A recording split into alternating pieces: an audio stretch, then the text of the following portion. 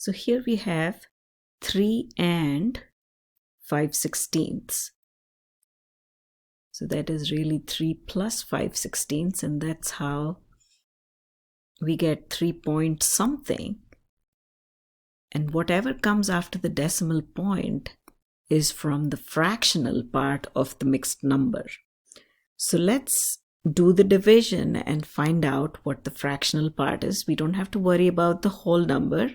The one thing I would say is do not change it. Do not change it to an improper fraction, because that makes the numbers large.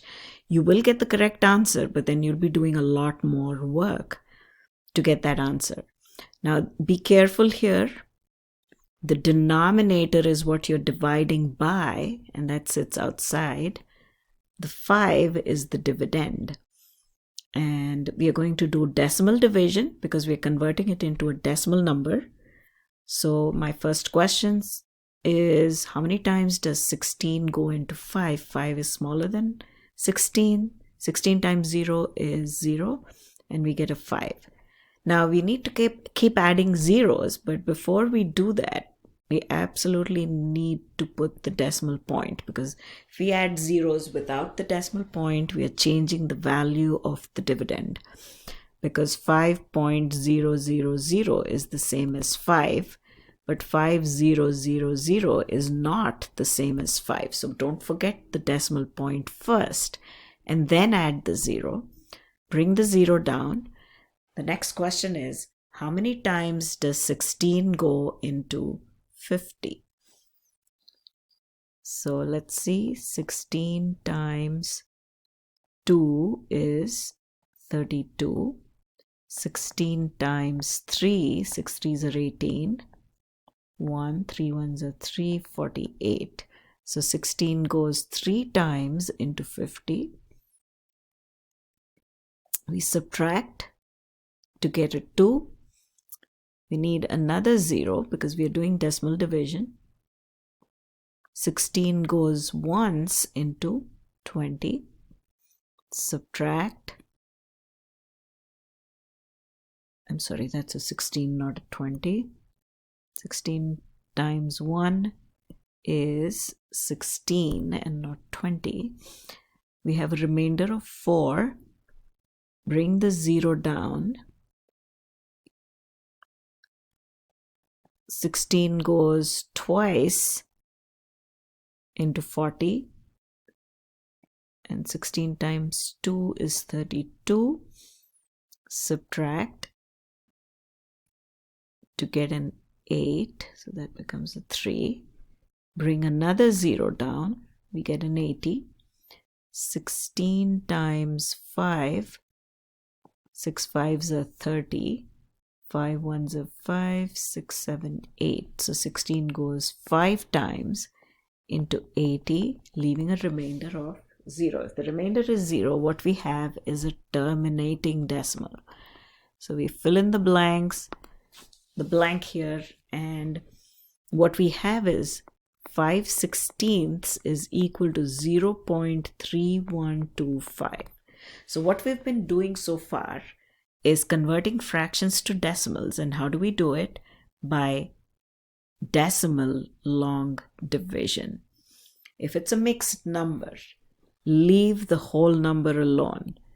Just calculate the decimal portion of it.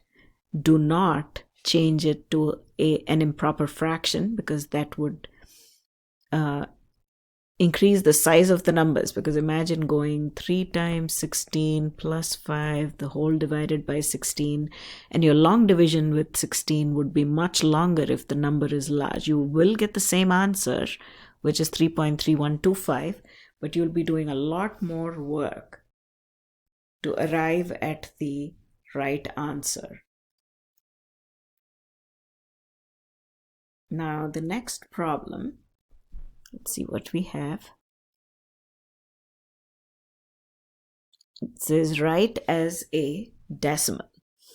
And again, we're going to do long division. 8 over 9 is 8 divided by 9. 9, the denominator, is the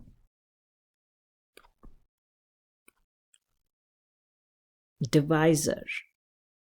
So it sits outside. The denominator is always outside. So this is always the denominator. The dividend is the 8. And we have to do decimal long division. The first question, how many times does 9 go into 8? 0 times, because 9 is larger than 8. 9 times 0 is 0. Subtract. We have to put the decimal point. 9.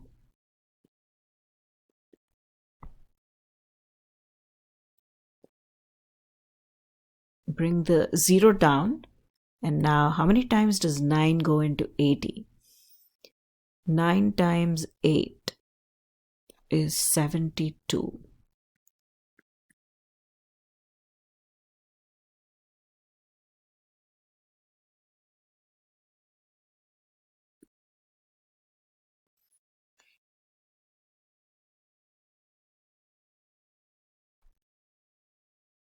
Subtract to get an 8 again.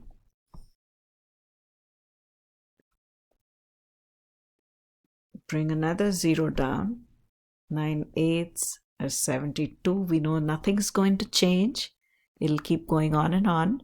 So this is equal to 0.8888 and so on. And the number that is recurring is an 8. So after the decimal point, the first time you see an 8, put a bar over it. And that's how a recurring number is written. Now 0.8, and you could put an 8, a bar over the 8, but that's not how it's written. The first time you see the recurring number, put a bar over it, and that's exactly how you need to write this. So what we have is a repeating or a recurring decimal.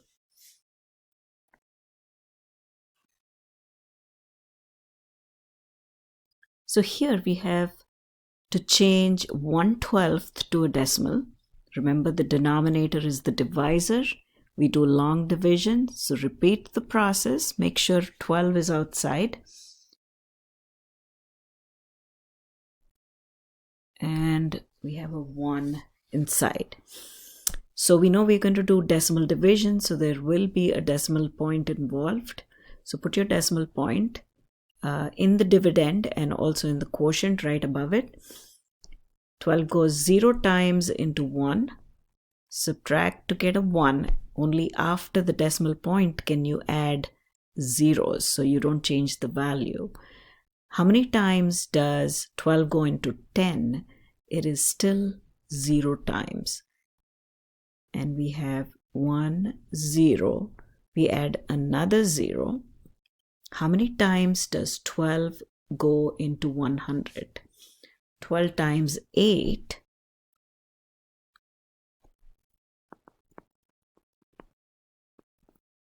is 96. We subtract to get a 4. Bring the 0 down. How many times does 12 go into 40? 12 times 3 is 36. Subtract. Remainder of 4. Bring the 0 down. 12 times 3 is 36. And now you see that there's no point because the number is going to repeat.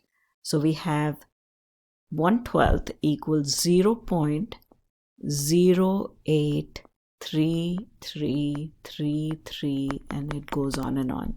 The way we're going to write it is 0.08. We know that the number 3 is recurring. So the first time you see a 3, put a bar over it, and that's the correct way of writing a recurring number.